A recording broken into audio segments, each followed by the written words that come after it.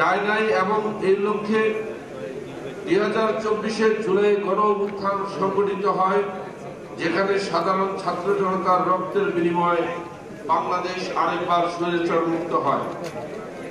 এবং যেহেতু বঞ্চনা ও দুঃশাসনের বিরুদ্ধে সংগঠিত অতীতের গণসংগ্রামগুলো ইতিবাচকভাবে কাজে লাগিয়ে জনগণকে রাজনৈতিকভাবে সুসংগঠিত করা এবং গণতন্ত্রের প্রাতিষ্ঠানিক রূপদানে জনগণের ন্যায্য অধিকার প্রতিষ্ঠার মাধ্যমে সামাজিক ন্যায় বিচার ভিত্তিক বৈষম্যহীন সমাজ কাঠামো করা সম্ভব হয়নি।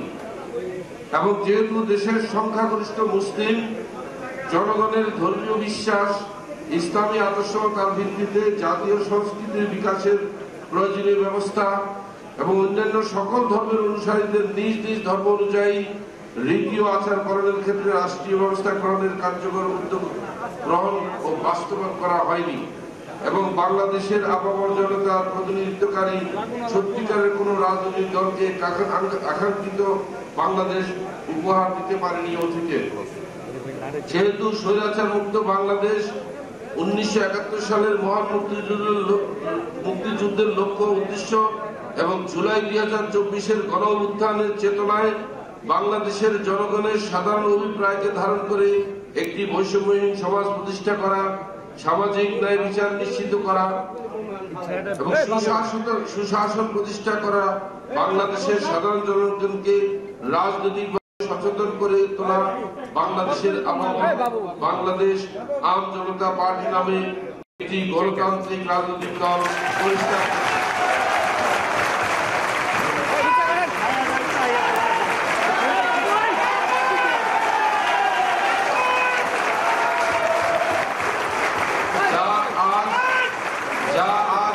বৃহস্পতিবার 17 এপ্রিল 2025 ইংরেজি তারিখে আনুষ্ঠানিকভাবে আত্মপ্রকাশ করেছে।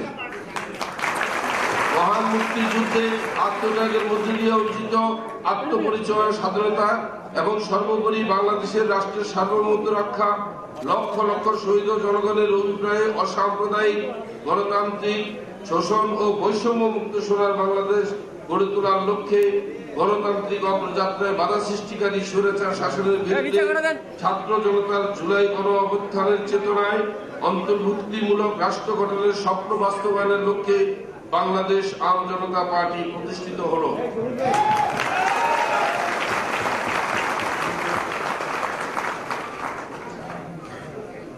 আমরা 9টি দফার আলোকে বাংলাদেশ আম জনতা পার্টির কর্মসূচি অবহিত করব। 1.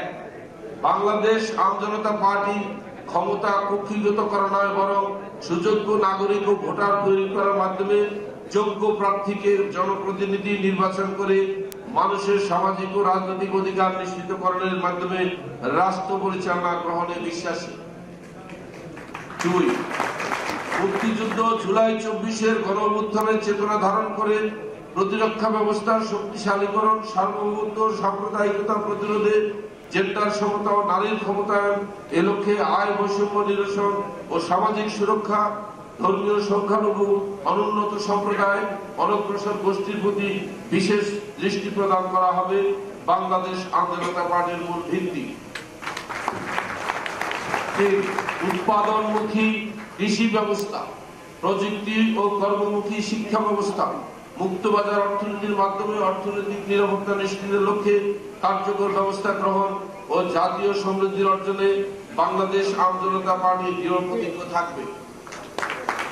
4. সাম্রাজ্যবাদ নয়, নয়া উপনিবেশ আধিপত্যবাদ থেকে বাংলাদেশকে সুরক্ষার জন্য শক্তিশালী পররাষ্ট্রনীতি ও উন্নত প্রতিরক্ষা ব্যবস্থার মাধ্যমে বাংলাদেশের ভূ রাজনৈতিক অবস্থান উন্নীত করার দিকে বাংলাদেশ আম জনতা পার্টি লক্ষ্য রাখবে।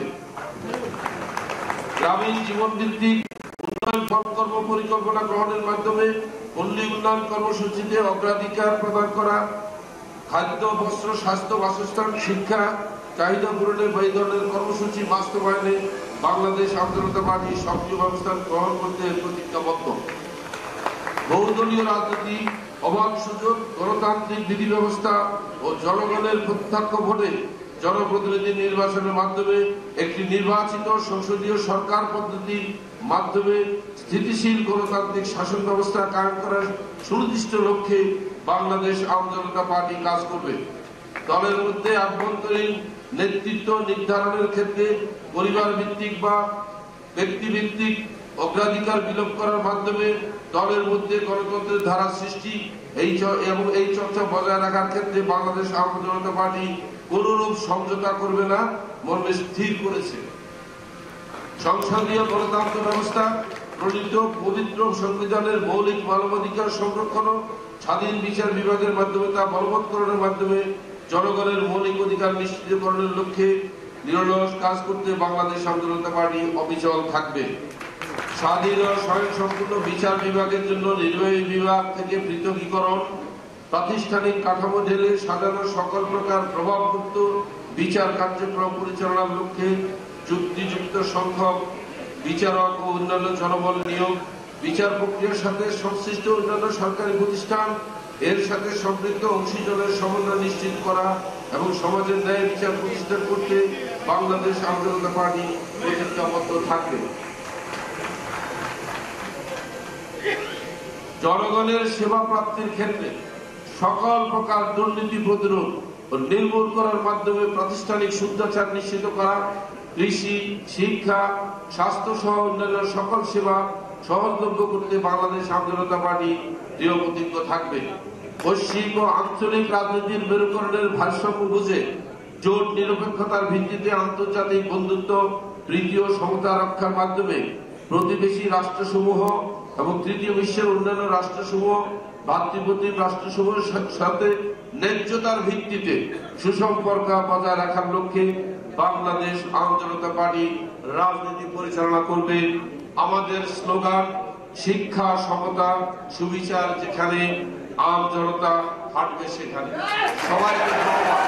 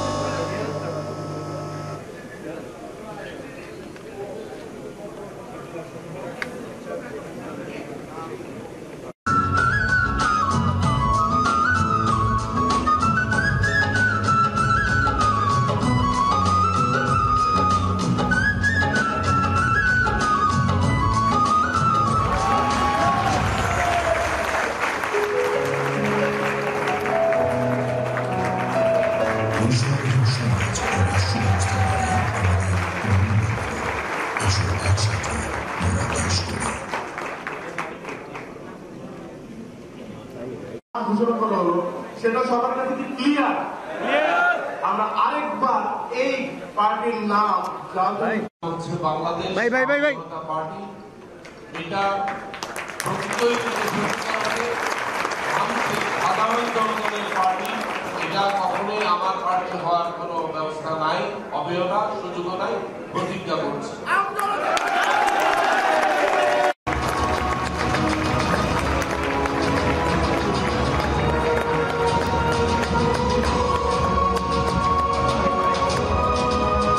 আপনারা যত হাস্যোজ্জ্বল ভাবে এই শ্রদ্ধার সাথে স্মরণ করছি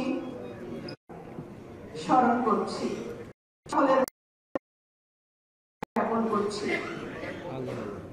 36 জুলাইয়ের স্পিড নিয়ে প্রিয় বন্ধুগণ, আপনারা জানেন দীর্ঘ 16টি কারো ছিল না ভোট দেওয়ার অধিকার। সকল অধিকার কেড়ে নিয়েছিল ওই ফ্যাসিস্ট সরকার। গোলা বারুদ, মামলা, হামলা, গুম, খুন সবকিছু উপেক্ষা করে এই ফ্যাসিস্টের বিরুদ্ধে লড়াই করেছি। আমরা উঠে দিয়েছি। আজ বাংলাদেশ আওয়ামী জনতা পার্টির আত্মপ্রকাশ হলো পরিবেশ দূষণ প্রতিরোধে সব ধরনের অপশিল্প। আজকের যে নতুন রাজনৈতিক দল বাংলাদেশ জানবো যারা বাংলাদেশের কৃতি সন্তান জনাব আজম খান কামিজকে যে আমন্ত্রণ জানাচ্ছি। জনাব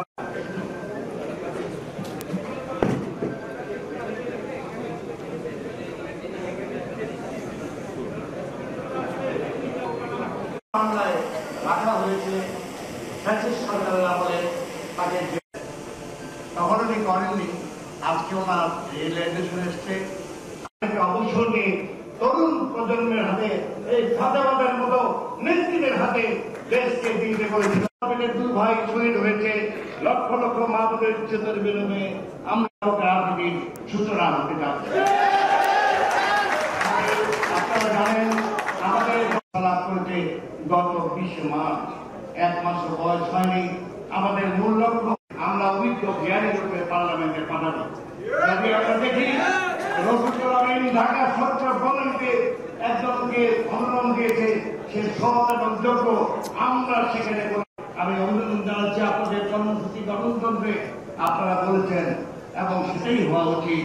সিঙ্গাপুরে প্রধানমন্ত্রী 1965 সালে প্রথম এসেই যেটা করেছিলেন